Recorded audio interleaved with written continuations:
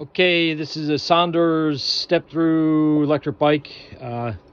Costco members, we get it for like $1,195, like $1,200 with that $300 rebate they were giving out for the manufacturer.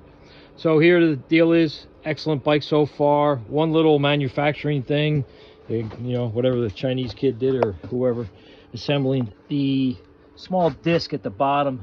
I'm gonna see if I can get in there, and it's actually wobbled right now. Actually, it moved. It's supposed to be pushed all the way in next to the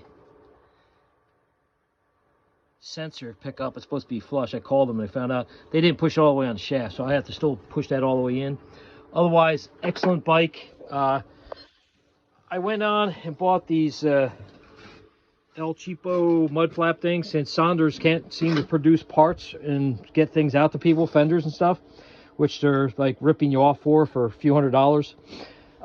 This just blocks the kick up of sand and dirt, whatever, from the rain. I'm not in sunny California. East Coast, we get weather, believe it or not, in the real world. So that blocks that. For the back, I went and picked up, and this is off Amazon for 35 bucks instead of 250 bucks from Sondors, because Sondors still doesn't have them in stock. Never has had parts, I guess. Again, they push out product, but they don't have the parts to back it up. So if you do go on Amazon, it's 35 bucks. It had jumped up a few bucks, I think, because of inflation, thanks to Joe Biden, I guess. But anyway, if you're handy, the cross bracket actually goes across here. When you tighten it down, it will flex all the way down until it hits the base metal. So just don't worry about that. It's strong enough. These are Loctited on. Those are good. These reach. I put them in the most forward position to make this somewhat level with the back of the bike.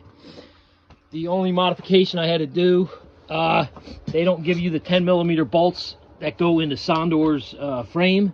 So when you come back here and you go in, that's a 10mm. I just happen to have some 10mm, but these are panhead flats, so I really, not the proper one, but it's good enough. This is what I had to do. Put this in a vise, bend it out like a 30 degrees, and then back up, because you want to miss the back brake assembly. If not, it would be leaning against it. Not that great against it, but this is a hard arm. If you took an impact against this, you might damage it. I don't know. It's pretty thick. This is pretty solid back here, this arm, so I don't think you'll break it. But that's the only modification I did, was just make that slit offset, bend, and put it in there with 10mm bolts. Works great, solid, man. I mean, it says it takes 25 kilos, but the other side went on just flush and flat. So I just put that in there, tightened it all up, locked tight on the threads of most of the stuff. That's it. The Chinese kids don't really know how to count that well, I guess, because they gave like 4 extra bolts and 3 washers and 1 extra nut. So anyway, that's it for this make. I don't even know if I have the